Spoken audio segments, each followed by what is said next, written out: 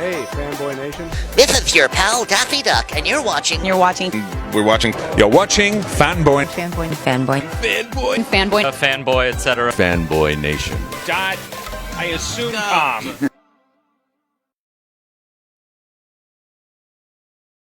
All right. Christopher Chacon, we are talking about Ghostbusters Afterlife. You are a paranormal investigator. You've worked with Dan Aykroyd on another TV series, PSI Factor. You know, so much is going on. This is a fun film. It's a great continuation of the original story. The way we would like to see it either end or progress, depending on if it's a requel or a continued sequel. You know, there are people that don't believe in ghosts, and there are people that don't believe in the paranormal or even extraterrestrials. What do you tell the people, at the very least, regarding the paranormal and that don't believe in that? A really good question. I think, I've come to the conclusion you can't say anything other than, because the dynamic of belief systems is so intrinsic with someone's psychology. You could give them all the evidence in the world.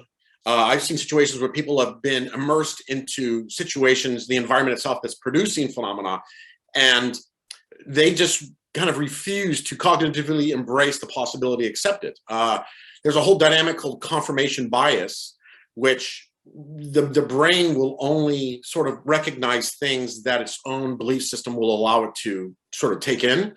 And I think that kind of comes into play regarding belief systems. So, you know, you could bend over backwards to try to convince something of somebody, but, you know, when it comes to push comes to shove, if someone's on, whether they be on the skeptical end of the perspective or the believing end, there's kind of no crossing over unless they do that transition all by themselves. Right. You know, you've worked on Paranormal Activity and then PSI Factor, and of course, there's always something paranormal that goes on. Since this is a comedy, and you know, it's a sequel to the original Ghostbusters franchise, was there any actual paranormal activity going on in the shooting of this? Because although you're not necessarily dealing with real ghosts or real entities from the past, especially Sumerian in this regard, you know, there's still something that's got to pop up. Right. Yeah. You know, it's one of the questions I was curious about myself, actually. I had Dan Aykroyd and I have we've been trading sort of touching base with each other about this particular film, because I know in the original, one of the first opening scene when they encounter the ghosts in the library, that library was shot here in Los Angeles, the interiors, and there have been people who often have encountered some type of ghostly manifestations or sense of a spirit being in there, physically touching them. And there are a couple other locations in the first one. In this one, I haven't heard yet if there's been any rumors of any kind of unusual experiences happening. And no seance or anything trying to get a hold of you know, Harold or anything? You know, that's a very good question too. I'll have to ask Danny if that's something they'd want to do. Of course, I'm sure you know, he grew up with seances. His family would do seances growing up as a kid, so that's not a far-fetched possibility. Yeah. This movie was a lot of fun. It's quite enjoyable. It's a great sequel to the original franchise. Coming on as being a part of it, not only friends with Dan Aykroyd, but also as a consultant in the film, what are some of the things that you wanted to make sure people were able to touch upon, or at least Jason Reitman to touch upon, in getting it right in its presentation? Well, I think with Jason, I think he did it perfectly. From my experience watching the film, he kept with the continuity of the phenomenology of it and how he approached it from the first one.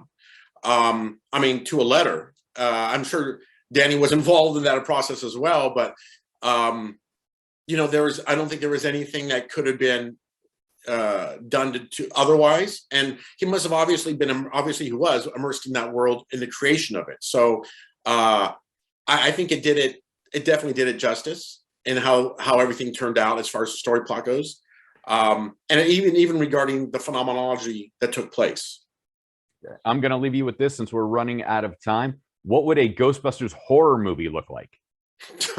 Wow. Boy, that would be a much longer answer. a horror movie. It would still have to be funny. I think it would have to have tongue-in-cheek elements in there. Absolutely, more like a maybe a Die Hard meets Ghostbusters type of element to it. I think, Christopher Chacon, where can we find you on social media if we want to connect with you or talk to you some more about paranormal phenomena? The best way would be to touch base with our friends at Sony people here, and they would put you back in touch with me. Perfect. Christopher Chacon, thank you so much. Ghostbusters Afterlife available now on digital and on Blu-ray for Tuesday, February 1st. Thank you. I really appreciate your time. Thank you.